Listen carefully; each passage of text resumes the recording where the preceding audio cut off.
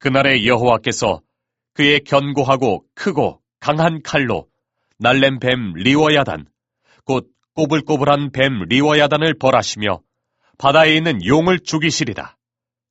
그날에 너희는 아름다운 포도원을 두고 노래를 부를지어다. 나 여호와는 포도원지기가 되며 때때로 물을 주며 밤낮으로 간수하여 아무든지 이를 해치지 못하게 하리로다. 나는 포도원에 대하여 노함이 없나니 찔레와 가시가 나를 대적하여 싸운다 하자. 내가 그것을 밟고 모아 불사르리라. 그리하지 아니하면 내 힘을 의지하고 나와 화친하며 나와 화친할 것이니라. 후일에는 야곱의 뿌리가 박히며 이스라엘의 우음이 돋고 꽃이 필 것이라. 그들이 그 결실로 지면을 채우리로다. 주께서 그 백성을 치셨던들 그 백성을 친 자들을 치심과 같았겠으며 백성이 죽임을 당하였던들 백성을 죽인 자가 죽임을 당함과 같았겠느냐. 주께서 백성을 적당하게 견책하사 쫓아내실 때 동풍 부는 날에 폭풍으로 그들을 옮기셨느니라. 야곱의 불의가 속함을 얻으며 그의 죄 없이함을 받을 결과는 이로 말미암나니 곧 그가 제단의 모든 돌을 부서진 횃돌 같게 하며 아세라와 태양상이 다시 서지 못하게 함에 있는 것이라.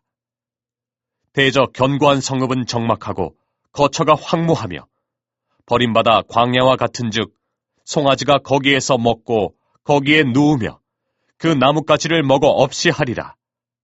가지가 마르면 꺾이나니 여인들이 와서 그것을 불사를 것이라. 백성이 지각이 없으므로 그들을 지으신 이가 불쌍히 여기지 아니하시며 그들을 조성하신 이가 은혜를 베풀지 아니하시리라. 너희 이스라엘 자손들아, 그날에 여호와께서 창이라는 하수에서부터 애굽 시내에까지 과실을 떠는 것 같이 너희를 하나하나 모으시리라.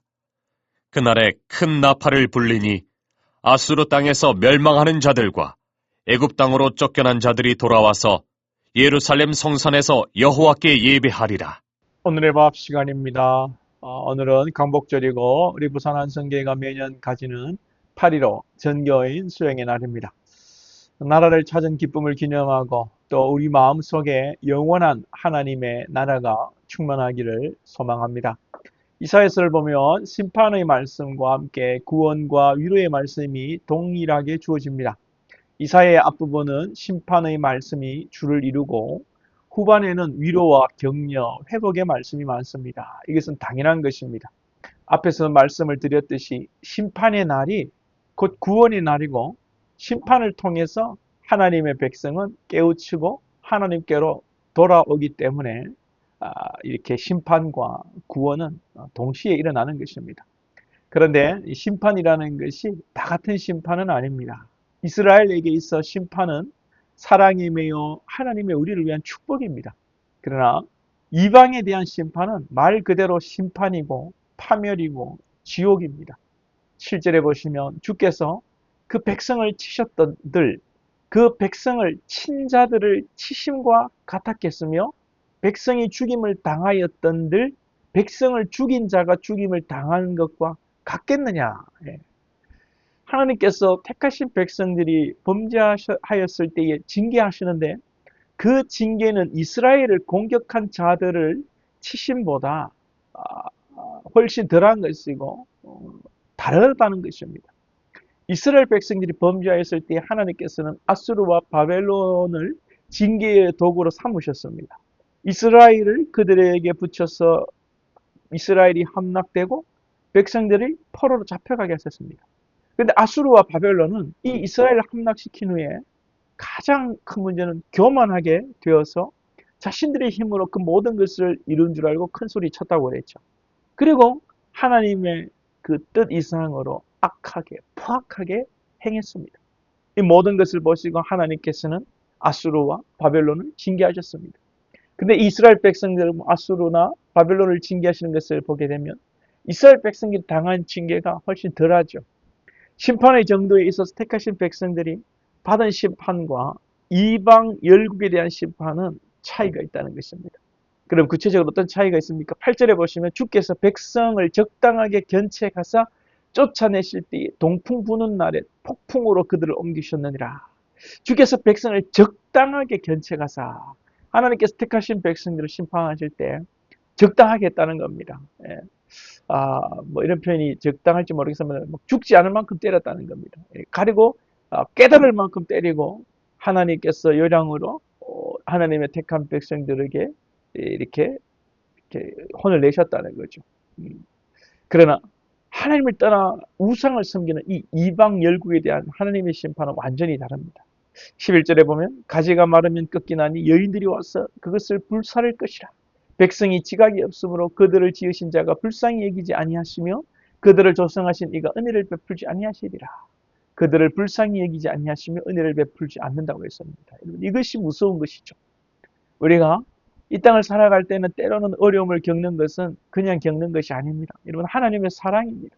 우리가 결국은 하나님의 은혜 가운데 살아가고 회복되고 하나님 안에서 충만하게 될 것입니다. 그러나 악인과 심판받을 자들은 이 땅에서 비록 흔한다고 할지라도 그 자체가 심판이고 마지막 날에는 영원한 심판에 떨어지는 것입니다.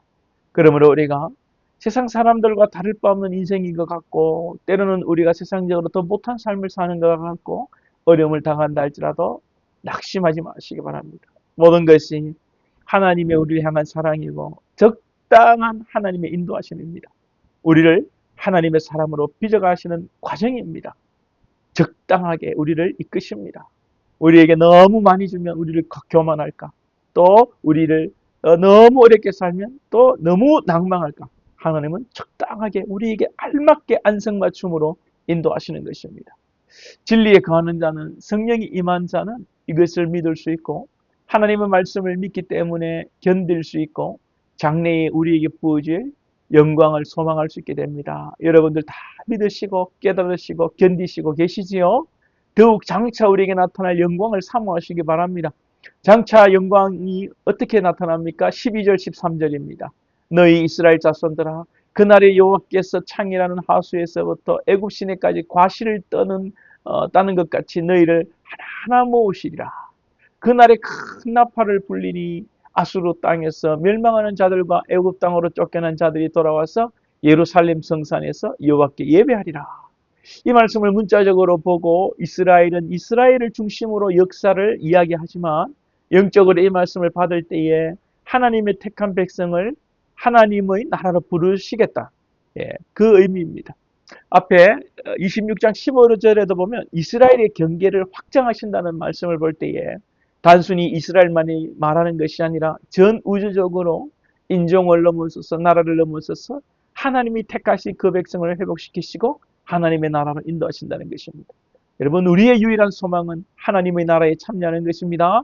영원한 생명을 얻고 영원한 하나님의 나라를 살아가는 것입니다. 이 땅에 무슨 소망이 있습니까? 길어야 100년입니다.